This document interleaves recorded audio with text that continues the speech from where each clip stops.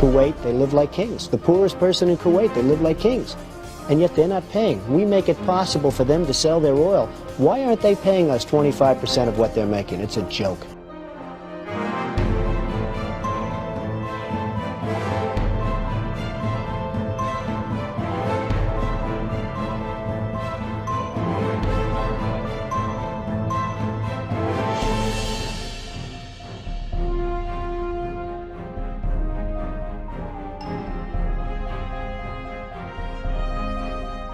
Why didn't we say, we want 50% of your oil forever, or we're not letting you go back in?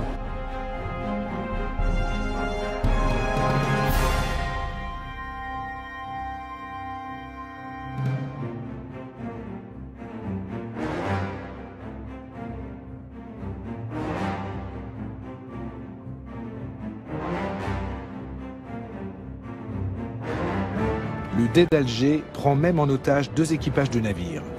Ils réclament 60 000 $ pour leur libération ou menacent d'en faire des esclaves. Rapporté au budget actuel des États-Unis, cette somme représenterait aujourd'hui plus de 60 milliards de $.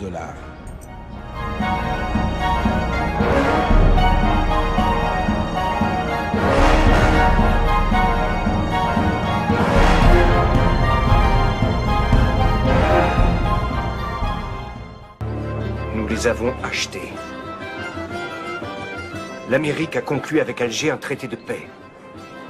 Un tribut de plusieurs millions de dollars qu'on leur verse, chaque année.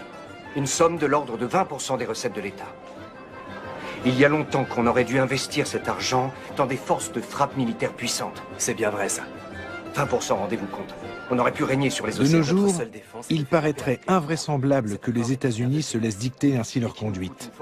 Mais même pour la jeune République, l'humiliation est cuisante.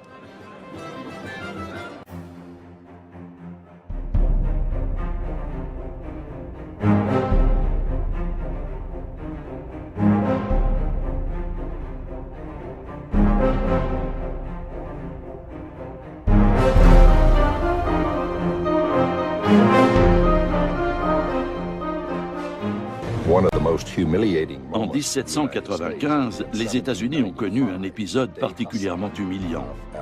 Le Dey Hassan, le régent d'Alger, a exigé que les Américains lui construisent un navire au lieu de lui verser un tribut en espèces sonnantes et trébuchantes. Il devait livrer à Alger une frégate d'une 40aine de canons doublés de cuivre. Le président George Washington a écrit qu'il en avait été extrêmement mortifié. Mais les États-Unis étaient faibles à cette époque, et le président a jugé que son pays n'avait pas d'autre choix que de s'exécuter.